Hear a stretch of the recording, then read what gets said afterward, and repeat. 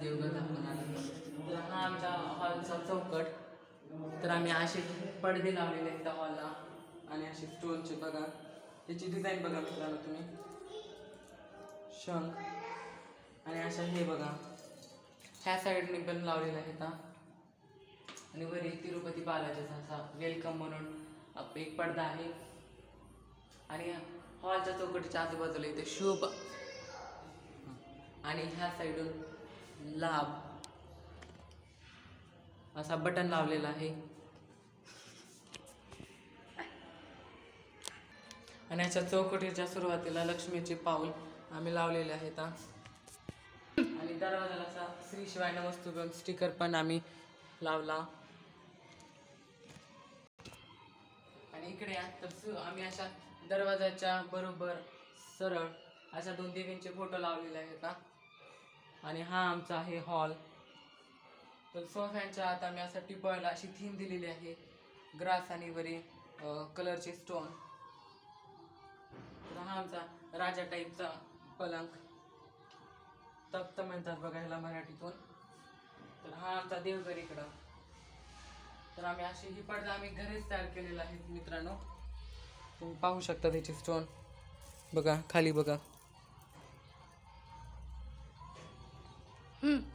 आणि वरी असे झेंडू फुलांचे माळ इथून आणि दोन्ही साईड लावलेले आहेत.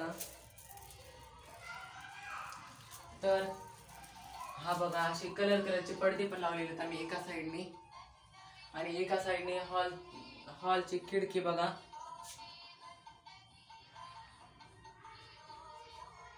आणि हा मित्रांनो हे पूर्ण काच आहे.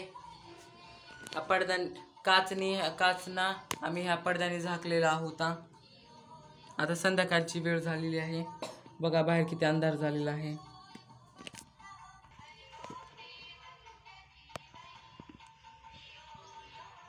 आम्ही घरातली पूर्ण जागा म्हणजे पूर्ण घरातलं थोडी जागा आम्ही या मंदिरासाठी दिलेली आहे. तर बघा हा आमचा मंदिर.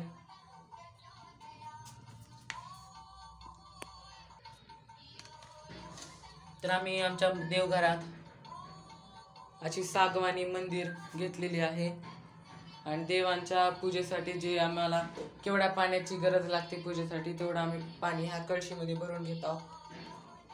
आणि वरी अशा हा पूर्ण स्पेसमध्ये वरच्या साईडला सगळे देवांचे फोटोज लावलेले आहेत.